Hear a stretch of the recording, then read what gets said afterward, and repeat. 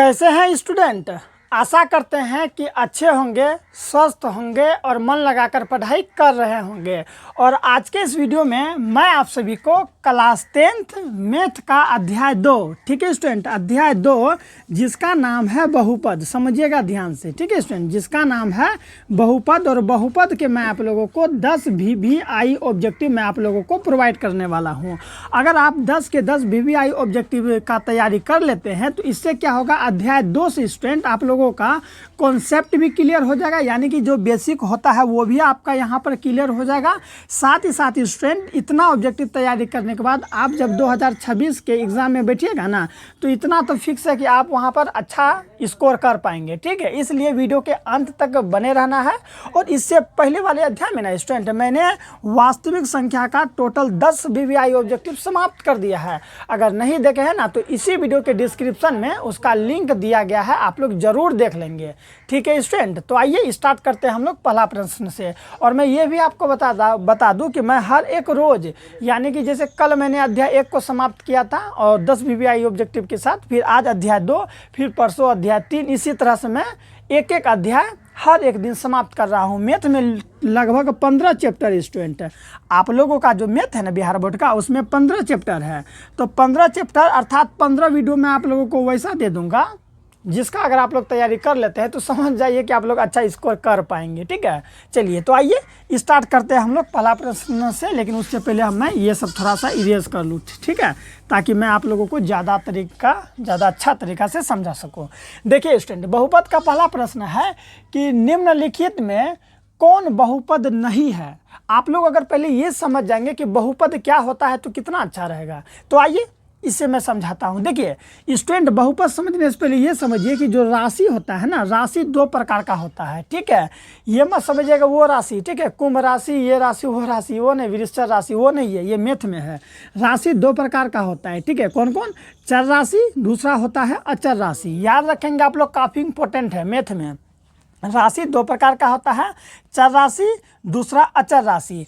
चर राशि किसे कहते हैं? तो जिसका मान कभी नहीं बदलता है, जिसका मान बदलेगा ही नहीं, उसे हम लोग क्या कहते हैं? तो जिसका मान नहीं बदलता है उसे हम लोग अचर राशि कहते हैं स्टूडेंट। और जिसका मान बदलते रहता है उसे चर राशि कहते हैं, ठीक है, समझ में आया। जिसका मान बदलते रहेगा उसे हम लोग चर राशि कहेंगे, यानी कि इसका मान बदलेगा। और जिसका मान कभी नहीं बदलेगा उसे हम लोग अचर राशि कहते हैं। आप लोग समझ जाइए, यहाँ पर आप लोग कई बार मैथ में पढ़े होंगे कि x का मान कभी 5 आता है, तो कभी x का मान 6 आता है, कभी x का मान 7 आता है। आप लोग आंसर निकालते हैं तो देखे होंगे ना, ठीक है। और फिर कभी कभी आप लोग ये भी देखे होंगे कि y का मान कभी 2 आ जाता है, y बराबर 2, कभी आप लोग y बराबर 3 निकालते हैं, कभी y बराबर 7 निकालते हैं। तो इसका मान देखिए बार बार बदल रहा है ना, तो जिसका मान बदलते रहता है उसे हम लोग चर राशि कहते हैं, इस यानी कि उसका मान बदलेगा। और अचर राशि किसको कहेंगे? जिसका मान कभी नहीं बदलता है। आप लोग कभी सुने हैं कि 1 है तो 1 बदल के 15 बन गया, 1 बदल के 20 बन गया? ऐसा कभी नहीं होता, इसीलिए हम लोग इसे अचर राशि कहते हैं। और अचर राशि का मान कभी नहीं बदलता है, यानी कि 2 है तो 2 ही रहेगा, 3 है तो 3 ही रहेगा, 7 है तो 7 ही रहेगा। लेकिन y का मान अक्सर बदलते रहता है, कभी 5 हो जाएगा, कभी 6 हो जाएगा, कभी 7, कभी y बराबर 2, 3, 7 यानी कि मान बदलते रहता है। तो नॉर्मली आप लोग ये समझिए कि राशि 2 प्रकार का, चर राशि, दूसरा अचर राशि। इससे आप लोगों का बेसिक क्लियर मैं करते जाऊँगा, ठीक है। और 10 प्रश्न ऐसा दे दूंगा कि मज़ा आ जाएगा, ठीक है। समझिए राशि कितने प्रकार का? 2। कौन कौन? चर राशि, अचर राशि। चर राशि का मान बदलते रहेगा, जैसे कि यहाँ पर देख रहे हैं मान बदल रहा है। और अचर राशि जिसका मान कभी नहीं बदलता है उसे हम लोग अचर राशि कहते हैं। तो आई होप आप लोग चर राशि, अचर राशि समझ गए होंगे। अब आप लोग समझिए कि बहुपद क्या होता है। देखिए बहुपद किसको कहेंगे? जिसमें जो है ना स्टूडेंट, चर की जो घात है, ठीक है, चर की घात समझते हैं ना, जिसको हम लोग पावर कहते हैं। जैसे आप लोग कभी यहाँ पर देखिए, ये देखिए इस पर पावर 2 है तो इसी को हम लोग घात कहेंगे। यहाँ देखिए x पर पावर 2 है, इसी को हम लोग घात कहेंगे, या पावर बोलिए, कोई दिक्कत नहीं है, ठीक है। तो घात क्या होना चाहिए? जो चर की घात होता है ना स्टूडेंट, वो चर की घात पूर्ण संख्या होना चाहिए। चर की घात क्या होना चाहिए? पूर्ण संख्या। मेरे प्यारे बच्चों, चर की घात क्या होनी चाहिए? पूर्ण संख्या। और पूर्ण संख्या मेरे प्यारे बच्चों किसे कहते हैं? तो पूर्ण संख्या यहाँ देखिए, यहाँ से मैं इधर ले आया। पूर्ण संख्या किसे कहते हैं? तो 0 से स्टार्ट होने वाली संख्या को पूर्ण संख्या कहते हैं। जैसे कि 0, 1, 2, 3, 4, इसे ही हम लोग क्या कहते हैं? तो इसे हम लोग पूर्ण संख्या कहते हैं। समझ में आया? यानी कि चर की घात, तो चर चर मेरा ये है ना, ए बी सी से लेके जेड तक, यानी कि अगर हम लोग ऐसे करें, देखिए x पावर 2 तो ये मेरा बहुपद है, क्योंकि ये मेरा चर और चर की जो घात है वो घात क्या निकल गया हम लोग का, तो वो पूर्ण संख्या थी। 0 1 2 3 4 ये पूर्ण संख्या 1 आती है। देखिए यहाँ पूर्ण संख्या है, यानी कि ये क्या है हम लोग का, ये बहुपद हो जाएगा। इसी तरह अगर हम ले y पर पावर 2 और प्लस y पर पावर 3 तो ये भी मेरा प्यारे बच्चों क्या हो जाएगा, बहुपद होगा।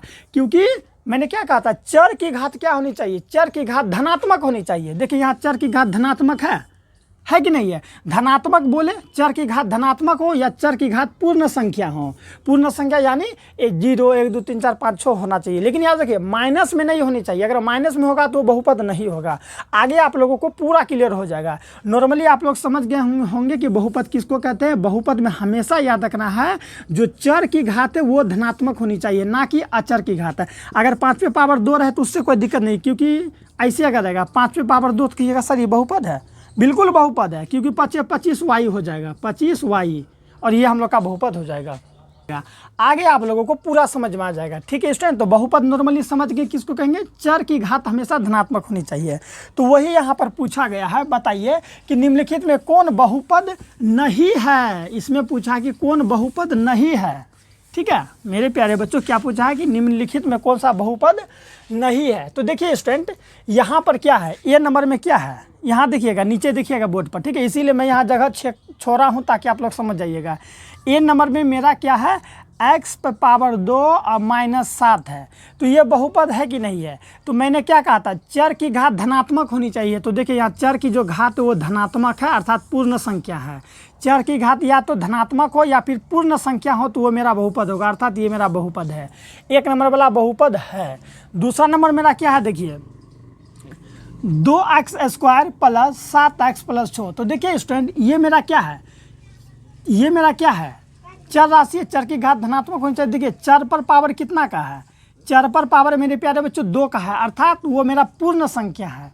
पूर्ण संख्या हो, पहले समझ लीजिए यहाँ पर पूर्ण संख्या किसको कहेंगे, भी बताए थे ना, 0 1 2 3 4, इसी को हम लोग पूर्ण संख्या कहते हैं। और ये सभी के सभी तो धनात्मक है ना मेरे प्यारे बच्चों, क्या है ये सब, धनात्मक संख्या, धनात्मक, ये सभी के सभी मेरा धनात्मक संख्या है। तो पूर्ण संख्या बोलिए या धनात्मक संख्या बोलिए कोई दिक्कत नहीं है। तो यहाँ पर आप लोग देख सकते हैं कि यहाँ पर पावर कितना का है, 2 का पावर है, और यहाँ कुछ नहीं तो 1 का पावर है ना स्टूडेंट, इसीलिए ये भी मेरा बहुपद होगा, ये भी मेरा बहुपद है, ये भी मेरा बहुपद है। ठीक है, अब यहाँ देखिए संख्या कुछ भी हो मायने नहीं रखता है, पावर देखना है। देखिए यहाँ पावर कितना का है, 2 का पावर है, यहाँ कुछ नहीं तो 1 का पावर है कि नहीं है। तो ये मेरा क्या हो जाएगा, ये भी मेरा बहुपद हो जाएगा। ठीक है, क्योंकि चर की घात, ये चर है और ये भी चर है, चर का जो घात है वो पूर्ण संख्या है ना, यहाँ कुछ नहीं तो 1 है ना स्टूडेंट, समझ गए, इसलिए ये भी मेरा बहुपद है। और यहाँ देखिए ऑप्शन नंबर डी में क्या है, ऑप्शन नंबर डी में मेरे प्यारे बच्चों है क्या, देखिए x प्लस 4/x, ये मेरा बहुपद नहीं है। अब कहिएगा सर जी ये बहुपद कैसे नहीं है, तो समझिए ध्यान से, यहाँ पर x है तो x दे दिए, इस पर पावर कुछ नहीं तो 1 है मान लीजिए, चलिए ये हो गया, प्लस है तो प्लस दे दीजिए। अब देखिए यहाँ पर क्या है, 4 है तो 4, क्या हम लोग इसको ऐसे लिख सकते हैं, 4 गुना 1/4 के रूप में लिख सकते हैं। क्यों लिख सकते हैं, क्यों, देखिए 4 को 1 से गुना करेंगे तो मेरा 4 हो जाएगा, बटे में ये बटे में x है तो हम x लगा देंगे, समझ में आया। x पर पावर कुछ नहीं तो हम लोग यहाँ 1 डाल दिए, प्लस है तो प्लस भी डाल दिए। अब देखिए यहाँ क्या है, 4 बटे में x है तो 4 है ना, यहाँ देखिए 4 को हम 4 लिख दिए, क्योंकि 4 को जब हम लोग 1 से गुना करेंगे तो देखिए यहाँ 4 ही होगा, इसीलिए हम लोग 4 गुना 1 बटे में x कर लिए। अब देखिए x है तो x, प्लस है तो प्लस, ये 4 है तो 4, और जब हम लोग इसको पलटेंगे ना स्टूडेंट, याद रखिएगा जब हम लोग इसको पलटेंगे तो ये मेरा क्या हो जाएगा, x पर पावर -1 हो जाएगा। क्या हो जाएगा, x पर पावर -1। तो देखिए यहाँ पर क्या आ गया, -1 आ गया ना स्टूडेंट। जब -1 आ गया तो ये मेरा क्या नहीं है, ये मेरा बहुपद नहीं है। ठीक है, बहुपद नहीं है।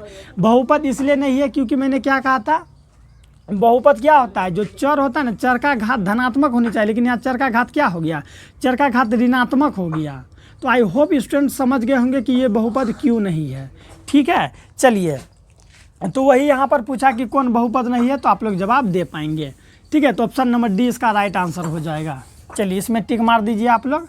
अब बताइए स्टूडेंट यहाँ पर 2 नंबर का कि निम्नलिखित में कौन बहुपद है, अब बताइए कि इनमें कौन सा बहुपद है, ठीक है। अर्थात इनमें लगभग यानी कि 3 गो जो है वो क्या है, बहुपद नहीं है, एक बहुपद है। तो बताइए कौन बहुपद है। देखिए स्टार्ट करते हैं हम लोग पहला से। यहाँ क्या है, एक्स स्क्वायर है, एक्स स्क्वायर अब प्लस में 1/x है, ये बहुपद है क्या। ये मेरे प्यारे बच्चों ये बहुपद नहीं है। क्यों नहीं है, देखिए एक्स स्क्वायर है तो एक्स स्क्वायर दे दिए, प्लस है तो प्लस दे दिए, 1 है तो 1 दिए। अब देखिए 1 को हम लोग 1 गुना 1/x लिख सकते हैं, क्योंकि 1 गुना 1 तो 1 हो जाएगा, इसीलिए x को हम यहाँ नीचे रखे हैं। तो एक्स स्क्वायर है तो एक्स स्क्वायर, प्लस है तो प्लस। देखिए 1 है तो 1, जब हम लोग इसको पलटेंगे ना तो ये x पावर माइनस का 1 आ जाएगा। x पावर किसका आ जाएगा, माइनस का। तो यहाँ देखिए चर का जो घात है वो ऋणात्मक हो गया, चर का घात ऋणात्मक हो गया, इसलिए ये मेरा बहुपद नहीं है। ये भी मेरा बहुपद नहीं है, क्योंकि ये भी उसी तरह होगा जैसे मैंने यहाँ पर अभी किया था ना स्टूडेंट। इसको जब आप लोग पलटिएगा तो ये भी ऋणात्मक में आएगा, इसलिए ये भी मेरा बहुपद नहीं होगा, ठीक है। चलिए फिर ये क्या है, यहाँ देखिए जब भी चर पर पावर अगर रूट लगा हुआ है तो यहाँ देखिए अगर एक्स स्क्वायर है तो बाबू हम लोग यहाँ एक्स स्क्वायर लिख दिए। समझिएगा ध्यान से, मज़ा आ जाएगा, पूरा देखिए वीडियो को, ठीक है स्टूडेंट। अगर अच्छा लग रहा होगा तो चैनल को सब्सक्राइब जरूर कर लेंगे। एक्स स्क्वायर है तो दे दिए, प्लस है तो हम लोग यहाँ प्लस भी लिख दिए। देखिए 2 है तो 2 दे दिए, यहाँ कुछ नहीं तो गुना होता है, ठीक है। अब देखिए ये एक्स है तो एक्स दे दिए। आई रूट का मतलब ना पावर का आधा होता है, रूट का मतलब हुआ पावर का आधा, ठीक है। और आधा पावर होना ये, ठीक है, ये क्या है, तो अगर आधा पावर है तो वो समझ लीजिए कि वो पूर्ण संख्या नहीं है, ठीक है। चर पर जो ये आधा पावर आया, आधा पावर पूर्ण संख्या नहीं होता है। आधा पावर क्या होता है, पूर्ण संख्या, ठीक है। आधा अगर पावर है यानी कि ये देखिए 1/2 क्या ये पूर्ण संख्या है। पूर्ण संख्या तो 0 से स्टार्ट होता है, 0 1 2 3 4 ऐसा होना चाहिए। यहाँ तो 1/2 यानी आधा हो गया, तो आधा हो जाएगा, इसलिए ये भी मेरा बहुपद नहीं होगा। लेकिन यहाँ पर देखिए चर की घात धनात्मक है, यहाँ पर भी चर की घात कुछ नहीं तो एक धनात्मक, अर्थात ये मेरा बहुपद है। आई होप स्टूडेंट आप लोग को समझ में आ रहा होगा। इसी तरह से मैं आपको पूरा समझाऊंगा, ठीक है, ताकि आप लोग को अगर अलग अलग ऑप्शन बदल के भी देना तो आप लोग कंफ्यूज नहीं करेंगे, ठीक है स्टूडेंट। चलिए स्टूडेंट जल्दी जल्दी कमेंट करके बताइए तो कि आप मेरे इस वीडियो को कहाँ से देख रहे हैं। चलिए अब हम लोग तीसरा नंबर प्रश्न को देखते हैं। यहाँ क्या है कि निम्नलिखित में किस द्विघात के शून्यंक, ठीक है स्टूडेंट, शून्यंक 3 एवं 10 है। अर्थात आपको बताना है कि किसका शून्यंक स्टूडेंट कितना है, 3 एवं -10 है। शून्यंक का अर्थ होता है शून्य के बराबर। मेरे प्यारे बच्चों शून्यंक का अर्थ क्या होता है, शून्य के बराबर, ठीक है। चलिए शून्यंक का अर्थ क्या होता है, शून्य के बराबर। आप लोग यहाँ समझिए शून्यंक, अगर कभी भी आप लोग को शून्य ज्ञात करने के लिए कहेगा तो कोई दिक्कत नहीं। जैसे कि अगर मैं यहाँ ले लूँ x + 5 = 0, तो शून्यंक अर्थात शून्य के बराबर। तो देखिए हम लोग इसका शून्यंक कैसे ज्ञात करेंगे। ये मेरा क्या है, x है तो x दे दिए, बराबर है तो बराबर, 0 है तो 0, प्लस में प्लस अगर बराबर कुछ पर जाता है तो माइनस में 5 हो जाएगा। तो x बराबर मेरा क्या आ जाएगा, -5 आया ना, तो ये हो जाएगा मेरा, इसका शून्यंक मेरा ये हो जाएगा, ठीक है। कैसे, अब मैं इसको यहाँ पर पुट करके बैठाता हूँ। यहाँ पर देखिएगा समझिएगा, x का मान मेरा कितना निकला, x का मान -5 निकला ना, तो -5 भर दीजिए, प्लस है तो प्लस दीजिए, 5 है तो 5 देखिए बराबर 0। देखिए एगो प्लस में एगो माइनस में कट गया तो इधर भी 0 और इधर भी 0, अर्थात हम लोग का ये सही है। शून्यंक का मतलब होता है किसी भी चीज़ को शून्य के बराबर कर दीजिए, शून्यंक निकल जाएगा। चलिए समझ में आ गया। तो यहाँ पर क्या पूछा है मेरे प्यारे बच्चों, यहाँ पर क्या पूछा है कि निम्नलिखित में किस द्विघात के शून्यंक 3 और 0 है। तो आप लोग इसका शून्यंक निकालिए, इसका भी शून्यंक निकालिए, इसका भी शून्यंक निकालिए और इसका भी शून्यंक निकालिए, और शून्यंक निकाल के बताइए किसका शून्यंक 3 और -10 होगा। अगर ऐसा प्रश्न एग्जाम में फंस जाए तो थोड़ा सा आपको टाइम लगेगा। इसके लिए आप लोग ज़्यादा से ज़्यादा प्रयास करके रहेंगे, ज़्यादा से ज़्यादा तैयारी करके रहेंगे, ताकि आप लोग सही आंसर तक पहुँच पाएंगे, ठीक है। तो आइए मैं बता रहा हूँ 3 नंबर का। देखिए शून्यंक कभी भी ज्ञात करने के लिए कहेगा तो पहले जो दिया है ना उसका आप लोग गुणनखंड ज्ञात कीजिए। आइए हम लोग 1 नंबर से देखते हैं। 1 नंबर यहाँ लिख देते हैं, छोटा छोटा लिखेंगे ताकि आपको समझ में आएगा। x² है तो x² लिख देंगे, फिर प्लस है तो प्लस दे के क्या है 7x, तो 7x लिख के आप प्लस में माइनस में है आपका 30, ठीक है। देखिए शून्यंक जब भी कहेगा तो क्या करना है, सबसे जो अंतिम, पहले गुणनखंड करना है, सबसे अंतिम को ठीक है, यहाँ पर जो संख्या रहेगा, ठीक है, यहाँ एक्स स्क्वायर है ना, जैसे इसके बगल में जो भी संख्या रहेगा उससे गुना करेंगे। तो यहाँ पर कुछ तो है नहीं, आप लोग पढ़े होंगे, अगर मैथ पढ़े होंगे तो आपको पता होगा 30 को गुना कीजिए, यहाँ कुछ नहीं तो 1 है। 30 को जब बाबू लोग हम गुना करेंगे 1 से तो मेरा होगा 30, होगा कि नहीं 30। अब 30 का अब क्या करना है, अभाज्य गुणनखंड करना है। 30 का मेरे प्यारे बच्चों क्या करना है, अभाज्य गुणनखंड करना है। चलिए कीजिए। अगर हम लोग इसको 2 से लगाएं तो 15 बार में, फिर अगर हम लोग इसको किससे लगाएं स्टूडेंट, 5 से लगाएं तो 5 3 के 15 होता है ना, यानी पूरी टूट गया। अब क्या करना है, इसी संख्या को, ये जो है ना 2 5 3, इसको इस तरह से गुना करना है ताकि ये बीच वाला संख्या पूर जाए। इसको आपस में इस तरह से गुना करना है कि क्या पूर जाए, बीच वाला संख्या पूर जाए। तो देखिए ये एक्स स्क्वायर है तो हम लोग यहाँ एक्स स्क्वायर लिख दिए, प्लस है तो प्लस दे दिए, ठीक है। चलिए इस तरह से इसको गुना कीजिए, ठीक है। गुना करके या तो जोड़िए या फिर घटाइए कि बीच वाला पूर जाना चाहिए। जैसे कि हम यहाँ क्या किए, देखिए 5 को 2 से गुना किए, 5 को अगर 2 से गुना किया तो कितना हो गया, 5 गुना 2 यानी 10 हो गया। और 10 में हम लोग ये 3 को क्या कर देते हैं, घटा देते हैं, तो मेरा 7 हो जाएगा। देखिए 7 और बीच में यहाँ 7 है ना। ये अगर जानना है स्टूडेंट तो इसके लिए आपको थ्योरी का क्लास ज़्यादा इंपॉर्टेंट होगा, तो उसे कर लेंगे। ऑब्जेक्टिव में अगर मैं ये ज़्यादा अगर बताऊँ तो काफ़ी समय लग जाएगा, ठीक है। नॉर्मली मैं आपको यहाँ पर बताते चलता हूँ कि कैसे होता है शून्यांक, समझ में आया। इसका अभाज्य गुणनखंड करेंगे तो क्या है, 2 और 5 के रूप में, 2 5 और 3 के रूप में निकला। 5 को 2 से गुना किए तो 5 दूनी 10, और 10 में हम लोग 3 को घटा दिए, तो देखिए 10 में से 3 को घटाए तो 7 आया, तो यहाँ पर भी 7 चाहिए, ठीक है। चलिए तो यहाँ क्या लिखेंगे हम लोग, 10 एक्स है तो एक्स लगा दीजिए, माइनस का 3x, ठीक है। देखिए 10x में अगर हम लोग 3x को घटाते हैं तो मेरा 7x होता है, माइनस का 30 है तो माइनस का हम लोग 30 दे दिए। बोलिए यस सर, समझ में आ रहा है ना। चलिए अब क्या करना है, कॉमन करना है। तो देखिए यहाँ 2 का जोड़ा लगा दीजिए, यहाँ से यहाँ जोड़ा लग गया, इसमें से जोड़ा लग गया, ठीक है। चलिए यहाँ पर मैं आपको मैथ का एक कैलकुलेशन बताता हूँ कि कभी भी अगर हम लोग प्लस को खींचते हैं ना तो चिन्ह में कोई भी परिवर्तन नहीं होता है। समझ में आया कि नहीं आया। अगर हम लोग क्या करते हैं, प्लस को खींचते हैं तो चिन्ह में कोई परिवर्तन नहीं होगा। जिस प्रकार मम्मी आप लोगों को कितना भी पीट देगी लेकिन दुलार प्यार कम नहीं होगा, उसी प्रकार यहाँ अगर क्या होगा, प्लस का चिन्ह को अगर खींचिएगा तो चिन्ह में परिवर्तन नहीं होगा, लेकिन अगर माइनस का चिन्ह को खींचिएगा तो चिन्ह में परिवर्तन हो जाएगा। समझ में आया ना। चलिए आ गया तो होगा, तो प्लीज़ चैनल को सब्सक्राइब जरूर कर लेंगे। देखिए यहाँ पर भी एक्स है और यहाँ पर भी एक्स है, तो दोनों जगह में एक्स है तो एक्स को कॉमन कर लेना है, ठीक है। एक्स स्क्वायर का मतलब हुआ कि पावर इस पर 2 है, अर्थात एक्स 2 ठो है, तो एक ठो अगर एक्स बाहर कर लिए तो एक ठो एक्स बचेगा, प्लस है तो प्लस डाल दिए। बोलिए यार सर। देखिए यहाँ से अगर हम लोग एक्स को बाहर कर लिए तो यहाँ 10 बच गया, ठीक है। चलिए वही रूल फॉलो कीजिए। देखिए यहाँ पर क्या आया, एक्स प्लस 10 आया ना, तो यहाँ पर भी इस तरह से कॉमन करना है कि यही वाला संख्या यहाँ पर भी पूरना चाहिए, ठीक है।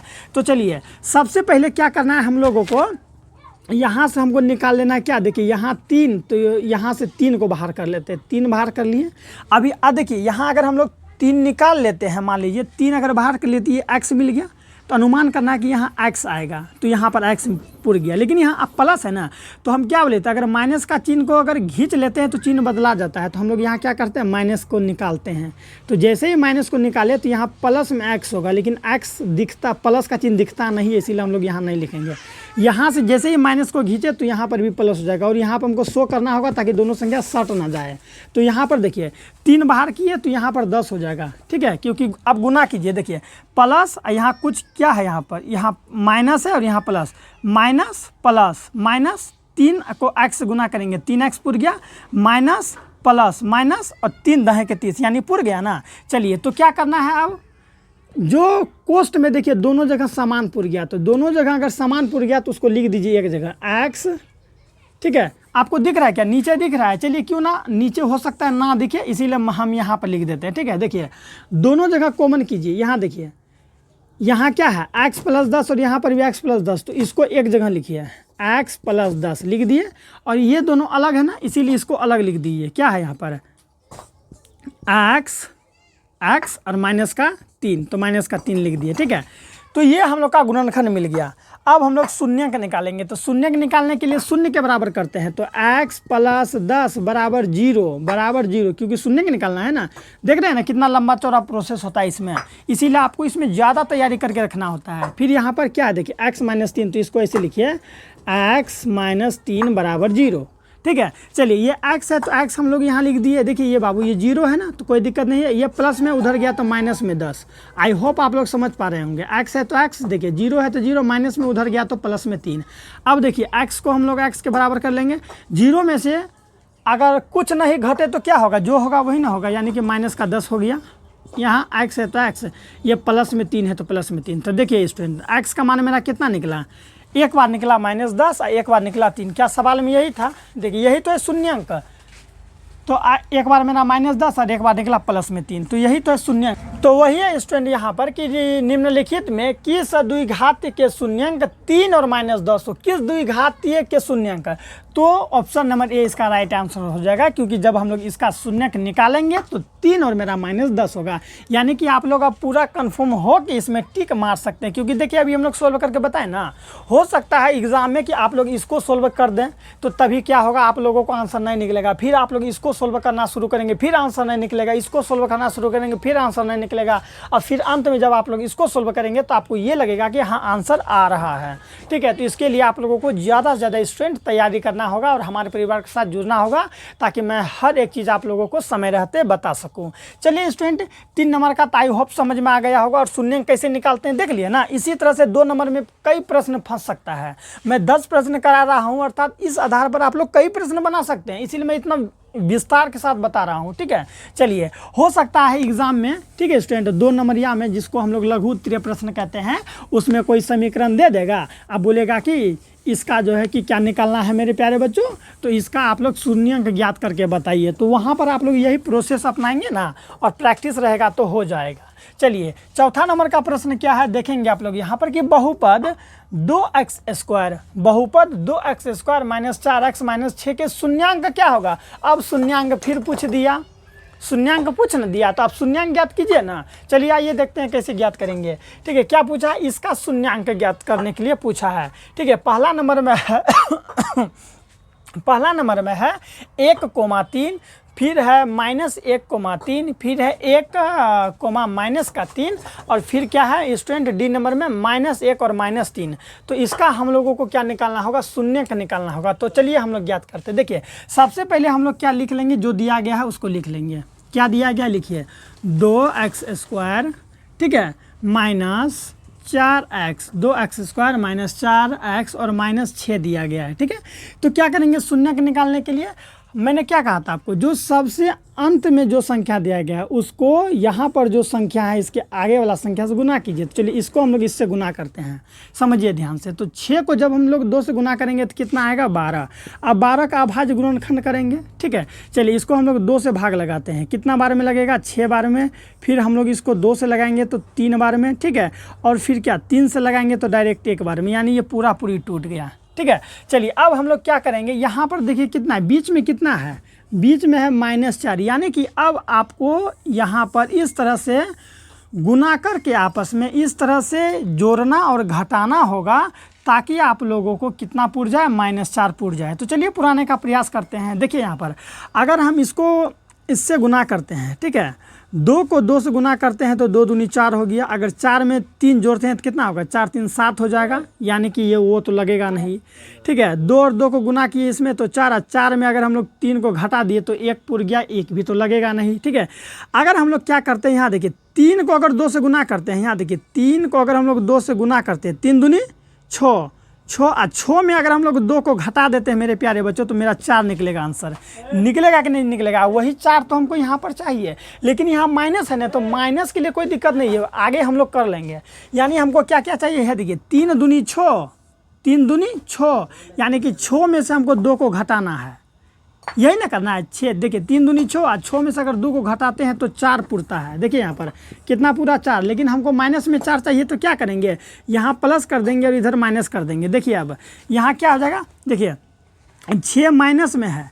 अगर ऐसा संख्या जब भी रहे तो पहले 6 में से 2 को घटाइए 4, और दोनों में से बड़ा संख्या कौन है, 6, और 6 के आगे किसका चिन्ह है, माइनस का, तो यहाँ पर हम लोग माइनस का चिन्ह लगा देंगे। तो ये रूल होता है। ठीक है, अगर एगो प्लस में रहेगा एगो माइनस में रहेगा तो क्या करना है, समझिएगा ध्यान से, एग्जाम में काफ़ी महत्व है इस सब चीज़ का।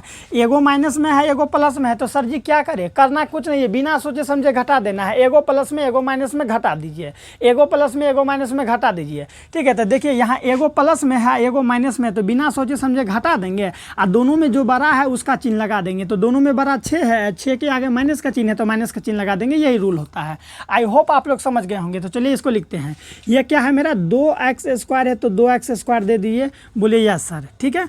अब देखिए यहाँ पर माइनस है ना, तो मैंने माइनस पुराने के लिए क्या किया था, माइनस का 6 किए थे ना, तो लीजिए यहाँ पर माइनस का 6x, ठीक है। x यहाँ है इसीलिए हम लोग यहाँ x देंगे, और फिर प्लस में 2 का x, प्लस में 2 का x, और फिर माइनस का 6 है तो 6 दे दिए। तो देखिए अगर हम लोग यहाँ पर वही प्रोसेस करते हैं तो यहाँ मेरा माइनस का 4 पूर जाएगा।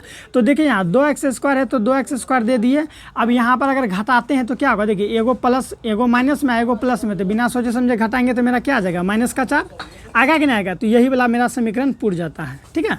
चलिए अब देखिए जब आप लोग इसको तोड़ देंगे तो यहाँ पर हम लोग क्या करेंगे, दोनों में देखेंगे स्टूडेंट, ठीक है। दोनों को हम लोग पेयर कर लेंगे, यानी कि जोड़ा लगा देंगे, और जोड़ा लगाने के बाद दोनों में कॉमन निकालेंगे। तो देखिए यहाँ पर भी x है और यहाँ पर भी x है, तो हम लोग x को बाहर कर लेंगे, ठीक है। फिर देखिए यहाँ पर 2 है और यहाँ पर भी 2 है, ठीक है। इसको अगर आपको विस्तार से जानना है तो मेरा थ्योरी वाला वीडियो देखना होगा। 2 देखिए यहाँ पर भी 2 है और यहाँ पर भी 2 है, तो हम लोग यहाँ से क्या निकाल लेते हैं, सबसे अच्छा 2x निकालते हैं। तो जैसे ही हम लोग यहाँ से 2x बाहर किए तो यहाँ पर एगो x बच जाएगा, क्योंकि यहाँ पर एक और x है, माइनस है तो माइनस डाल दिए बच्चों। यहाँ पर जैसे ही हम लोग 2x को क्या किए, यहाँ से 2x इधर निकाल लिए तो यहाँ क्या बचा, 3 बच जाएगा। देखिए 3 दूनी 6, x है तो x, ठीक है। और यहाँ पर क्या करेंगे, यहाँ पर केवल देखिए यहाँ माइनस है ना। तो क्या करेंगे हम लोग, यहाँ से क्या करेंगे, यहाँ कौन सा चिन्ह निकालेंगे, बोलिए क्या निकालना यहाँ पर हम लोगों के लिए उचित होगा, ठीक है। तो हम लोग यहाँ पर कुछ नहीं स्टूडेंट, प्लस में हम क्या बोले थे, जब भी प्लस बाहर करेंगे चिन्ह में परिवर्तन नहीं होगा। प्लस में हम लोग यहाँ 2 को निकालते हैं। जैसे ही 2 को निकाले तो ये x और ये माइनस बदल जाएगा, ठीक है। माइनस बदलेगा नहीं क्योंकि हम लोग यहाँ प्लस लिए हैं, अगर माइनस लेते तब ये बदलता। तो ये हो जाएगा मेरा माइनस, और ये 2 यहाँ से 2 निकाले तो 2 यहाँ से भी निकलेगा, क्योंकि कॉमन निकालने का यही रूल होता है। तो यहाँ 3 हो जाएगा। तो देखिए दोनों जगह बराबर आया, तो इसको लिखिए x माइनस 3 को, ये दोनों को, ठीक है, इसको और इसको एक जगह लिख दीजिए, और ये जो बाहर वाला को एक जगह, x माइनस 3 लिख दिए, और फिर x, ठीक है। यहाँ क्या है देखिए 2x प्लस में 2, इसको एक जगह लिख दिए, ठीक है स्टूडेंट। इसको भी हम लोग क्या करते हैं, कोष्ठ से घेर देते हैं। अब हमको क्या निकालना है, शून्य निकालना है। तो शून्य के लिए क्या करना है, शून्य के बराबर करना है। तो देखिए x माइनस 3 बराबर 0, और फिर यहाँ क्या है देखिए 2x प्लस 2 बराबर 0। आई होप समझ में आ रहा होगा। देखिए x है तो x, ये प्लस में है, सॉरी ये माइनस में है तो उधर गया तो प्लस में, यानी 3 हो जाएगा। चलिए यहाँ पर क्या होगा, देखिए ये प्लस में है, उधर गया तो माइनस में, अर्थात यहाँ देखिए 2x बराबर, ये 0 है तो 0 को हटाइए ना स्टूडेंट, प्लस में उधर गया तो माइनस में हुआ। अब देखिए यहाँ देखिए x है तो x, माइनस 2 है, ये गुना में है, उधर गया तो भागा में, गुना में इधर गया तो भागा में, 2 से 2 कट गया, यानी x बराबर निकला माइनस का 1, यानी x बराबर माइनस का 1 और x बराबर 3। देखिए कहाँ है, ठीक है। एगो होना चाहिए 3, एगो होना चाहिए माइनस 1, एगो होना चाहिए 3, एगो होना चाहिए 3, एगो होना चाहिए माइनस का 1। तो वही तो निकला, option number 20 the right answer. समझ में आए शून्य कैसे ज्ञात करते हैं। लेकिन अगर आप लोगों को तैयारी रहेगा ना तो आप लोग स्पीड में कर लेंगे। मैं तो यहाँ आप लोगों को हर एक चीज़ समझा रहा हूँ, विस्तार से बता रहा हूँ, तो थोड़ा टाइम लग रहा है, ठीक है। चलिए आई होप स्टूडेंट आप लोगों को यहाँ तक समझ में आ गया होगा काफ़ी विस्तार से, क्योंकि मैंने शून्य कैसे ज्ञात करता है वो सब भी मैं आपको बता रहा हूँ। तो आप लोग वीडियो को रोक रोक के हर एक चीज़ को समझ लेंगे, तैयारी अच्छा तरीका से कर लेंगे, ठीक है स्टूडेंट। चलिए अपना ख्याल रखिएगा स्टूडेंट, ठीक है। एग्जाम टाइम में बीमार नहीं पड़ना है। चलिए 5 नंबर का जवाब देंगे आप लोग कि द्विघात बहुपद के शून्यंक की संख्या कितनी होती है। तो द्विघात बहुपद का शून्यंक की संख्या 2 होता है रे बाबू। कितना होता है, 2। अभी हम यहाँ ज्ञात करके बताए थे ना कि द्विघात बहुपद का, एक बार अभी देखिए यहाँ पर निकाल, देखिए पहला शून्य किया, पहला दूसरा शून्य किया, तो 1 और 2, 2 गो शून्य निकला ना, इसीलिए 2। यहाँ पर भी हम निकाल के बताए थे तो 2 गो निकला था। द्विघात बहुपद का शून्य कितना होता है, 2 होता है। समझ में आ गया। चलिए 5 नंबर तक तो समझ में आ गया। टोटल मैं आप लोगों को 10 बताऊंगा, ठीक है। चैनल को सब्सक्राइब करके रखिए। अभी मैं 6 नंबर सवाल बता रहा हूँ। अब देखिए स्टूडेंट यहाँ पर 6 नंबर का प्रश्न है, देखिए यहाँ पर कि त्रिघातीय बहुपद का व्यापक रूप क्या होता है, त्रिघातीय बहुपद का व्यापक रूप पूछ रहा है। तो उससे पहले आप लोग ये समझ लीजिए कि द्विघातीय बहुपद का व्यापक रूप क्या होता है। ठीक है, चलिए यहाँ देखिए द्विघातीय बहुपद का व्यापक रूप होता है। ठीक है, यहाँ देखिए ऑप्शन नंबर ए में है ना, ax² प्लस bx और प्लस c, ये जो रूप है ना स्टूडेंट, ये द्विघात बहुपद का व्यापक रूप है। ठीक है, क्योंकि द्विघात बहुपद पूछा है ना, तो हाईएस्ट पावर 2 रहेगा। ठीक है, द्विघात बहुपद में हाईएस्ट पावर 2 रहता है, त्रिघात बहुपद में हाईएस्ट पावर 3 का होता है, चतुर्घात बहुपद में हाईएस्ट पावर कितना का होता है, तो 4 का होता है। ठीक है, हाईएस्ट पावर को आप लोगों को देखना है।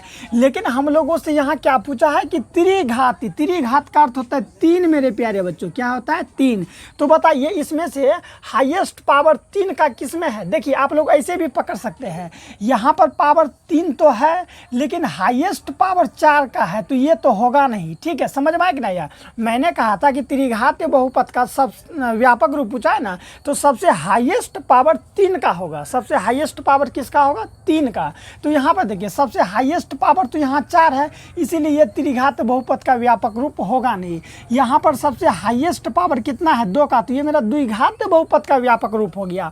और यहाँ पर भी मेरे प्यारे बच्चों सबसे हाईएस्ट पावर कितना का है, 2 का है, इसलिए ये भी द्विघातीय बहुपद का व्यापक रूप होगा। ठीक है, ठीक है, ये व्यापक रूप तो हालांकि पूरा नहीं है। ठीक है, इसीलिए इसको हटा दीजिए। ठीक है, क्योंकि द्विघातीय बहुपद का व्यापक रूप इस तरह से होना चाहिए, ax² plus bx plus c, लेकिन उस फॉर्म में तो ये है नहीं। ठीक है, इसीलिए उसको भी हटा दीजिए।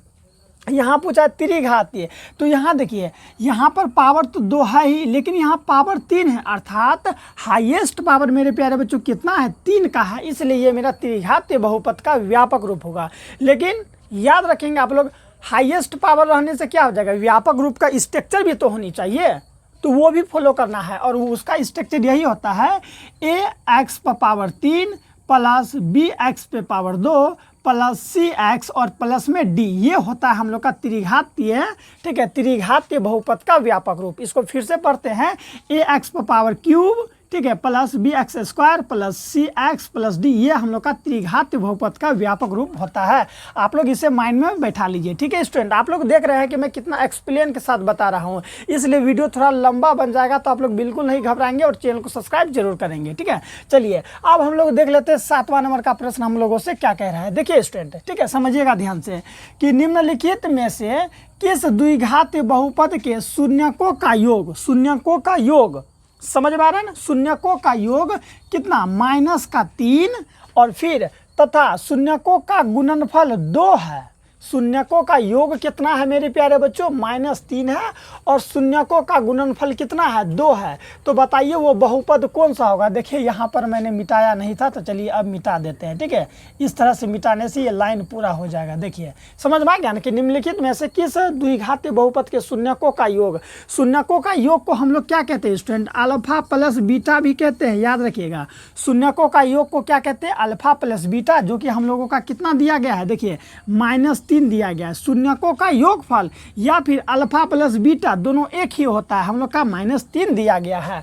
और शून्यकों का गुणनफल जिसको हम लोग कहते हैं अल्फा इंटू बीटा, और अल्फा इंटू बीटा हम लोगों का कितना दिया गया स्टूडेंट, तो 2 दिया गया, तो हम लोग यहाँ पर 2 लिख दीजिए। समझ में आया। अब देखिए जो द्विघातीय है ना, यहाँ पर क्या पूछा है कि द्विघातीय बहुपद का ना जो उसका आप लोग एक सूत्र आता है। ठीक है, द्विघातीय बहुपद का एक सूत्र आता है, अगर आप उस सूत्र पर बैठा दीजिएगा ना, मान को अगर बैठा दीजिएगा तो द्विघातीय जो है ना बहुपद निकल जाएगा। और वो सूत्र क्या होता है समझिए, वो सूत्र होता है हम लोग का, यहाँ देखिए x², ये द्विघातीय बहुपद का आप लोग इसको व्यापक रूप कह सकते हैं। ठीक है, ये व्यापक रूप होता है x², ठीक है, माइनस अल्फा प्लस बीटा। ठीक है, क्या होता है, x² minus alpha plus beta into x।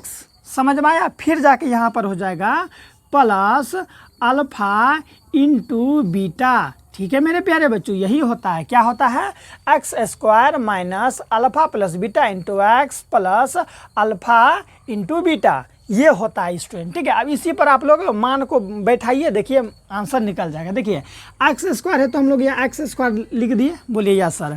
Minus है तो हम लोग यहाँ पर बाबू लोग माइनस भी डाल दिए, ठीक है।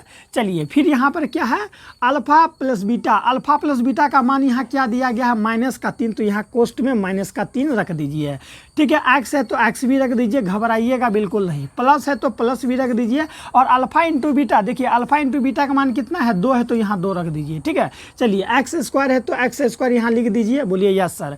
माइनस माइनस हो जाएगा आप लोगों का प्लस, 3 है तो 3, 3 ये भी इससे गुना हो जाएगा तो 3x प्लस 2, देखिए निकल गया ना, कितना इजी था। देखिए तो कहाँ पर है एक्स स्क्वायर, ठीक है। देखिए तो x square plus 3x plus 2 कहाँ पर है, खोजिए तो, x square plus 3x plus 2 ये नंबर में ही तो है, तो आंसर तो मिल तो गया।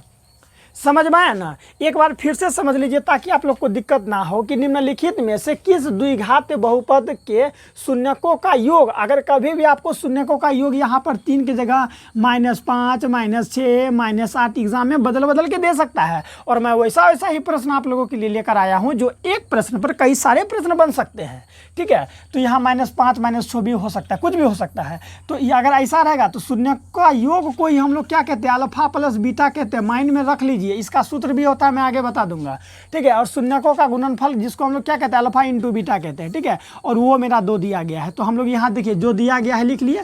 एक व्यापक सूत्र आता है द्विघातीय बहुपद का, ठीक है, द्विघातीय बहुपद का एक व्यापक सूत्र यही है, याद रखिए, इस पर आप लोग बैठाइए, द्विघातीय बहुपद निकल जाएगा। सूत्र क्या होता है, x square minus alpha plus beta into में एक्स, ठीक है, plus alpha into beta, into का अर्थ गुना होता है, तो यहाँ पर गुना है, ठीक है। या फिर इसको अल्फ़ा जो है ना, इसको आप लोग अल्फ़ा बीटा कह सकते हैं एक साथ, ठीक है।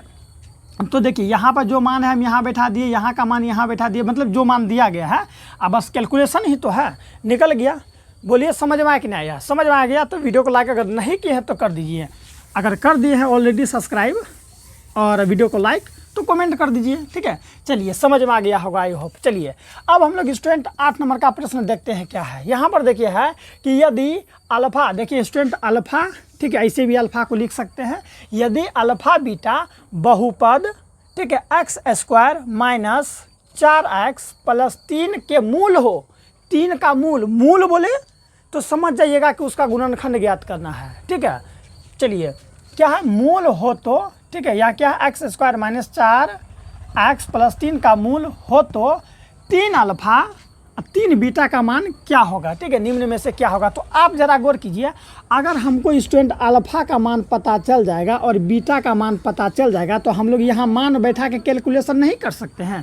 दिमाग लगाइए स्टूडेंट कि इस बहुपद में हमको अगर अल्फ़ा पता चल जाए, मान लीजिए अभी हम बोले ना, मान लीजिए कि अल्फ़ा का मान 2 है, अगर अल्फ़ा का मान 2 निकल गया और इसका बीटा का मान 3 निकल गया तो कितना आसान, तुरंत हम आंसर ज्ञात कर लेंगे। देखिए 3 है तो 3, अल्फ़ा का मान 2 है तो 2 से गुना कर देंगे, 3 दूनी 6, प्लस है तो प्लस, 3 है तो 3, और बीटा का मान लीजिए 3 है तो 3 तिया 9, तो 6 और 9 को जोड़ देंगे, आंसर पूरा जाएगा। लेकिन अल्फ़ा और बीटा का एग्जैक्ट मान तो पता होना चाहिए। तो चलिए हम लोग अल्फ़ा और बीटा का मान कैसे ज्ञात करेंगे, तो यहाँ से ज्ञात करेंगे। आपको मैं बता दूं कि जो पहला गुणनखंड होता है वो अल्फ़ा कहलाता है और दूसरा गुणनखंड बीटा कहलाता है। जब हम लोग कोई भी बहुपद दिया रहता है, जब हम लोग उसका गुणनखंड करते हैं तो पहला गुणनखंड अल्फ़ा और दूसरा गुणनखंड बीटा कहलाता है। इस चीज़ को मायने में रखिएगा, कभी दिक्कत नहीं होगा। तो चलिए कौन सा बहुपद है लिख लीजिए, यहाँ पर हम लोग का एक्स स्क्वायर, ठीक है, यहाँ देखिए x square minus 4x minus का 4x और फिर क्या है प्लस का 3 है ना। तो चलिए इसका क्या ज्ञात करेंगे, हम लोग मूल ज्ञात करेंगे, गुणनखंड ज्ञात करेंगे। तो सबसे क्या करेंगे, ठीक है, इसके अंत में क्या है 3 है, 3 को यहाँ से गुना करते हैं, यहाँ कुछ नहीं तो 1 है, ठीक है, 3 को इससे गुना करेंगे तो 3 होगा ना स्टूडेंट। तो 3 को तोड़िए, 3 को तोड़िएगा तो क्या होगा, 3 यही तो हो सकता है, क्योंकि 3 टूटेगा नहीं, तो इसको हम लोग इस तरह से लिख सकते हैं, और 3 में 1 जोड़ेंगे तो 4 हो जाएगा, ठीक है। तो हम लोग इसको क्या करते हैं, एक्स स्क्वायर है तो एक्स स्क्वायर, ठीक है, माइनस का 3x, अब ठीक है, फिर माइनस का एक और एक्स ले लेते हैं, क्योंकि इस तरह से करेंगे तो हम लोग का माइनस का, देखिए यहाँ कुछ नहीं तो 1 है, ठीक है, माइनस का 3 और माइनस का एक्स मिलकर माइनस का 4x होगा, ठीक है। ये सब चीज़ बेसिक है, मैंने बेसिक पढ़ा रखा है, जरूर पढ़िएगा। प्लस है तो प्लस 3 यहाँ डाल दीजिए, ठीक है स्टूडेंट। चलिए यहाँ पर कुछ कॉमन है, देखिए 2 का जोड़ा लगा लीजिए, यहाँ से हम लोग x को कॉमन कर लेते हैं तो यहाँ बच जाएगा x, माइनस है तो माइनस, यहाँ से x निकाले तो यहाँ बच जाएगा 3, ठीक है। फिर हम लोग यहाँ क्या करते हैं, देखिए जो यहाँ पर है वही वाला यहाँ पर पुराना होता है, इसलिए हम लोग यहाँ पर माइनस को कॉमन करेंगे। और मैंने बताया था कि जब भी माइनस को कॉमन करेंगे तो क्या हो जाएगा, तो चिन्ह बदला जाता है। तो माइनस को कॉमन किया तो ये माइनस वाला प्लस में बदला जाएगा, और माइनस में कुछ नहीं तो एक कॉमन कर सकते हैं। तो एक्स है तो एक्स, प्लस है तो प्लस। तो देखिए यहाँ से निकाले, ठीक है, माइनस निकाले तो ये प्लस था ना जी, तो यहाँ से माइनस को निकाले तो ये हम लोग का कौन जी बदल जाएगा, हाँ, तो ये माइनस में बदल जाएगा, क्योंकि माइनस और माइनस मिलके प्लस। तो 3 है तो 3। तो देखिए ये दोनों एक जैसा हो गया, तो लिखिए x - 3, ठीक है। ये बाहर वाला को बाहर लिख दीजिए, ठीक है स्टूडेंट। देखिए x - 1 लिखे ना, चलिए इस तरह से लिख दिए। अब हम क्या करेंगे, इसका गुणनखंड करेंगे। तो हम बताए थे ना पहला क्या होता है मेरा, अब पहला गुणनखंड जो हम लोग का निकलता है वो क्या होता है, ठीक है, अल्फा। दूसरा गुणनखंड हम लोग का बीटा होता है। तो ये तो गुणनखंड हो गया। अब शून्यक निकालते हैं, ठीक है स्टूडेंट। तो गुणनखंड नहीं स्टूडेंट, पहला शून्यक अल्फा, दूसरा शून्यक बीटा होता है। तो अब हम लोग इसका शून्यक निकालेंगे। गुणनखंड बोले थे, मिस हो गया, शून्यक निकालेंगे। तो शून्यक के लिए क्या करते हैं, शून्य के बराबर करते हैं ना। तो देखिए x - 3 = 0 करेंगे ना, इसको 0 के बराबर कीजिए, इसको भी 0 के बराबर कीजिए। x - 1 = 0, ठीक है। देखिए x है तो हम यहाँ x लिख दिए, ये माइनस में उधर गया तो प्लस में होके मेरा 3 होगा, यानी x का मान मेरा 3 निकला, ठीक है। और यहाँ पर देखिए x है तो x, ये माइनस में है, उधर गया तो प्लस में 1, ठीक है। मैंने आपको क्या कहा था कि पहला गुणनखंड बोल दिए थे ना, तो पहला शून्यंक, पहला शून्यंक हम लोग का ये जो शून्यंक निकला, ये पहला शून्यंक को हम लोग क्या कहते हैं, शून्यंक। पहला शून्यंक को हम लोग अल्फा कहते हैं और दूसरा शून्यंक को बीटा कहते हैं। समझ में आ गया, पहला शून्यंक को अल्फा, दूसरा शून्यंक को क्या कहते हैं, बीटा कहते हैं। तो चलिए अब यहाँ पर थोड़ा सा समझ लीजिए। तो अल्फा यहाँ देखिए, सवाल क्या है मेरा, 3 है तो 3 अल्फा अब प्लस 3 बीटा। तो 3 है तो 3, कुछ नहीं तो गुना, अल्फा का मान कितना निकला, पहला शून्यंक को अल्फा कहते हैं ना, तो 3 निकला। तो यहाँ 3 दीजिए, प्लस है तो प्लस, फिर यहाँ 3 है तो 3 दिए। अब बीटा को हम लोग क्या कहते हैं, बीटा, अर्थात दूसरा शून्यंक को बीटा, ये दूसरा शून्यंक और ये पहला शून्यंक। दूसरा शून्यंक का कितना हो जाएगा, 1। तो 3 को 3 से गुना करेंगे, 3 3 के 9, आप प्लस है तो प्लस, 3 एकम 3, तो 9 और 3 जोड़े तो 9, 10, 11, 12, यानी 12। तो अर्थात 12 किधर है देख लीजिए, 12 हम लोग का राइट आंसर हो जाएगा। यहाँ देखिए ऑप्शन नंबर ए। समझ में आ गया ना। तो इसी तरह से स्टूडेंट हम लोग बनाएंगे और हर एक चीज़ को देखेंगे। अगर आपको समझ में आ रहा है तो वीडियो को शेयर जरूर कीजिए अपने दोस्तों को, ठीक है। इसी तरह से निकालेंगे। चलिए अब कौन सा होगा, 9 नंबर का। ये प्रश्न आपको थोड़ा समझने में हार्ड लगेगा, ठीक है। चलिए 9 नंबर का अब हम बताते हैं, लेकिन पहले इरेज कर लें, ठीक है स्टूडेंट। इससे पहले ना स्टूडेंट मैंने बाकी क्या दिया, जैसे हिस्ट्री सबको, ज्योग्राफी सब समाप्त कर दिए हैं, तो उसे भी ज़रूर देख लेंगे आप लोग।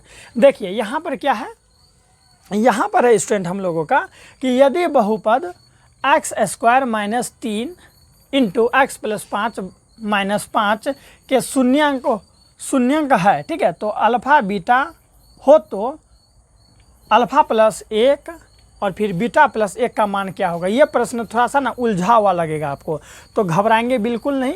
देखिए इसको कैसे करेंगे, पहले हम लोग इसका शून्यंक जो है ना दे दिया गया, अल्फा और बीटा है, पहले हम लोग इसको सोल्व कर लेते हैं। ये जो दिया गया है, क्या दिया गया, लिखिए यहाँ पर, देखिए यहाँ पर लिख लेते हैं हम लोग x² - 3 फिर इंटू दे के, ठीक है स्टूडेंट, इंटू दे के हम लोग लिखेंगे x + 1 फिर हम लोग लिख लेते हैं 5, ठीक है, यही है ना। देखिए यहाँ पर x², चलिए x² ये 2 लिख दिया तो बराबर लग रहा है, ठीक है। x² - 3 फिर 3 प्लस में 1 और माइनस में 5 है, तो हम लोग इसको यहाँ लिख दिए। देखिए x² है तो x² दे दिए। अब यहाँ देखिए, ठीक है, यहाँ देखिए इसको अगर हम इससे गुना करेंगे तो क्या होगा, हम लोग का माइनस ही होगा। इसको इससे गुना करेंगे तो 3 को x से गुना करेंगे तो 3x, ठीक है, -3x माइनस प्लस माइनस 3 को 1 से गुना किए तो 3 और माइनस का 5 हो जाएगा। समझ में आया। देखिए x² है तो ये मेरा x² हो गया, और यहाँ देखिए माइनस है तो माइनस हो गया, और ये देखिए 3x है तो 3x, ये देखिए दोनों माइनस में ही है ना, तो जुड़ के क्या हो जाएगा, -8, ठीक है। तो ये मेरा क्या हो गया, -8 हो गया। अब हम लोग को यहाँ पर ये देखना होगा बाबू लोग, समझिएगा ध्यान से, ठीक है। अब हम लोग का यहाँ पर क्या है कि 1 + 1 यानी कि अल्फ़ा है, ये क्या है, अल्फ़ा +1 और बीटा +1 का मान क्या होगा। तो थोड़ा सा इसको भी सोल्व कर लेते हैं, यहाँ दिख रहा होगा आप लोगों को। चलिए यहाँ देखिए क्या है, मैं इसको चेंज कर लूँ कलम, ताकि आप लोगों को समझ में ज़्यादा आए, ठीक है। यहाँ क्या है देखिए, अल्फ़ा प्लस में 1 और फिर क्या है मेरे प्यारे बच्चों, बीटा प्लस में 1, तो अब हम क्या करेंगे, देखिए इसको इससे गुना कीजिए। आप लोग गुणनखंड में पढ़े होंगे, अल्फ़ा को जब बीटा से गुना करेंगे तो हो जाएगा मेरा अल्फ़ा बीटा, ठीक है। अब देखिए जब अल्फ़ा को एक से, देखिए इसको इससे गुना किया तो इसको अब इससे भी गुना करेंगे, तो अल्फ़ा को इससे गुना करेंगे तो प्लस है तो प्लस अल्फ़ा हो जाएगा, ठीक है। एक को जब बीटा से गुना करेंगे तो हम लोग का क्या हो जाएगा स्टूडेंट, ठीक है। यहाँ देखिए प्लस है ना, तो प्लस, यहाँ कुछ नहीं तो प्लस प्लस प्लस प्लस हो जाएगा। इस जब हम लोग एक को गुना करेंगे बीटा से तो केवल बीटा होगा, और जब एक को एक से गुना करेंगे तो हम लोग का क्या होगा, एक होगा, ठीक है। तो समझ में आ गया। तो यहाँ क्या आया, अल्फ़ा इंटू बीटा, फिर यहाँ पे देखिए अल्फ़ा प्लस बीटा और प्लस में एक है। तो अब आप लोग को द्विघात बहुपद का व्यापक रूप यहाँ पर काम देगा। वो क्या होता है द्विघात बहुपद का व्यापक रूप, ठीक है, बताइए। एक्स स्क्वायर होता है ना, समझिए, x square minus alpha plus beta into x plus alpha into beta, यही ना होता है स्टूडेंट, अल्फ़ा इंटू बीटा यही होता है। तो देखिए एक्स स्क्वायर की जगह एक्स स्क्वायर आ गया, माइनस की जगह देखिए माइनस आ गया। तो ये जो 3 है ना स्टूडेंट, ये 3 इसका मान होगा, ये 3 इसका मान होगा, किसका, x प्लस 3 का मान ये 3 होगा, और x की जगह x आ गया। तो देखिए यहाँ प्लस तो होगा, इस सूत्र से ये प्लस है, ठीक है। और ये जो माइनस का 8 है, ये -8 अल्फ़ा इंटू बीटा का मान है। समझ में आया ना। इसी व्यापक रूप से यहाँ देखिए एक्स स्क्वायर की जगह एक्स स्क्वायर, ये माइनस इसका हो गया, और ये अल्फ़ा प्लस बीटा का मान मेरा 3 होगा, ठीक है। अल्फ़ा प्लस बीटा का मान कितना हुआ, 3, और ये x, तो ये देखिए ये व्यापक रूप अभी मैंने बताया था कि द्विघात ये बहुपद का ये व्यापक रूप होता है। और ये देखिए ये प्लस तो होगा ही, ठीक है। और फिर क्या है यहाँ पर, ये माइनस के साथ है ये पर, ठीक है। ये जो माइनस का 8 है ये अल्फ़ा इंटू बीटा का मान है। तो देखिए अल्फ़ा इंटू बीटा का मान कितना है यहाँ पर, अल्फ़ा इंटू बीटा का मान -8 है, तो यहाँ -8 डाल दीजिए, प्लस है तो प्लस। अल्फ़ा प्लस बीटा का मान क्या है, अल्फ़ा प्लस बीटा का मान 3 है, तो यहाँ 3 दे दीजिए। ये माइनस नहीं लेंगे, माइनस इसका यहाँ पर है इसलिए। अब प्लस में 1 है तो 1 डाल दिए, ठीक है। देखिए यहाँ पर अब क्या होगा, बताइए मेरे प्यारे बच्चों, अब क्या होगा। देखिए माइनस का 8 है तो माइनस का 8, 3 और 1 को जोड़े तो हम लोग का प्लस का 4 हुआ कि नहीं हुआ, प्लस का 4 हुआ। अब देखिए क्या करेंगे, मैंने आपको क्या कहा था थोड़ा देर पहले जब मैंने दूसरा या तीसरा सवाल बता रहे थे, तो मैंने वहाँ पर आपको कहा था कि अगर दोनों माइनस, एगो प्लस में, ये देखिए ये प्लस में और ये माइनस में, यानी कि एक प्लस में और एक माइनस में हो तो बिना सोचे समझे घटाएंगे। 8 में से 4 को घटा दिए तो 4, और दोनों में जो बड़ा संख्या होगा उसका चिन्ह लगा देंगे, तो उसका चिन्ह माइनस का है तो माइनस का 4 होगा राइट आंसर। तो देखिए तो माइनस का 4 कहाँ है मेरे प्यारे बच्चों, माइनस का 4 कहाँ है, ये आपको दिखा था ना, देख लीजिए। माइनस का 4 खोजिए तो कहाँ है ऑप्शन में, यहाँ देखिए option number C is the right answer. I hope student आप लोगों को ये समझ में आ गया होगा, ठीक है। चलिए अब हम लोग का अंतिम सवाल है, लेकिन मैं अंतिम सवाल से पहले देखना चाहता हूं कि बोर्ड अच्छा से दिख रहा है कि नहीं, नीचे आप लोगों को दिख रहा है या फिर नहीं, ठीक है स्टूडेंट। आप लोग कहां से मेरे वीडियो को देख रहे हैं ज़रा बताएंगे स्टूडेंट कमेंट करके, जी अच्छा से दिख रहा है। ये स्टूडेंट अब 10 नंबर का सवाल है और ये हम लोग का अंतिम सवाल होने वाला है, ठीक है। चलिए यहाँ पर 10 नंबर का सवाल है कि बहुपद x square minus 11x minus 42 का शून्यांक क्या होगा। शून्यांक मैंने आपको बताया था ना कि शून्य के बराबर, ठीक है। तो आप इसका शून्यांक बताइए और आप इसका जवाब कमेंट में बताइए स्टूडेंट। मैं देखना चाहता हूं कि कितने स्टूडेंट हैं जो कि मन लगाकर पढ़ाई करते हैं और उसका सही आंसर तक पहुंच पाते हैं, ठीक है। तो आप लोग इसका जो है कि ज़रूर आंसर कमेंट में बताइएगा कि एक्स स्क्वायर माइनस 11x और माइनस 42 का शून्यांक क्या होगा। मैं आपको यहाँ पर हिंस कर देता हूँ स्टूडेंट कि ये जो संख्या है ना, इसको आप लोगों को यहाँ पर देखिए कुछ है न है तो 1 हुआ, तो इसको 1 से गुना कीजिए तो 42, ठीक है। तो 42 को आप लोगों को अभाज्य गुणनखंड करना है। इसको अभाज्य गुणनखंड को तोड़िए और तोड़ने के बाद, ठीक है, यहाँ जैसे तोड़िएगा ना, यहाँ कुछ न कुछ आएगा तो उसको आप लोग आपस में गुना करके जोड़िए या नहीं तो घटाइए। जोड़ या घटा के आपस में कितना पुराना है, माइनस का 11 पुराना है। उसके बाद आप लोग इसका शून्यांक ज्ञात कर लीजिए। शून्यांक यानी शून्य के बराबर, जो भी इसका गुणनखंड आएगा उसको शून्य के बराबर करके उसका आंसर आप लोग खुद से कीजिए, ताकि आप लोगों को प्रैक्टिस होगा। अगर ये अच्छा लगा होगा स्टूडेंट और ये सीरीज अगर आप लोगों को अच्छा लग रहा है तो चैनल को सब्सक्राइब कर लीजिए।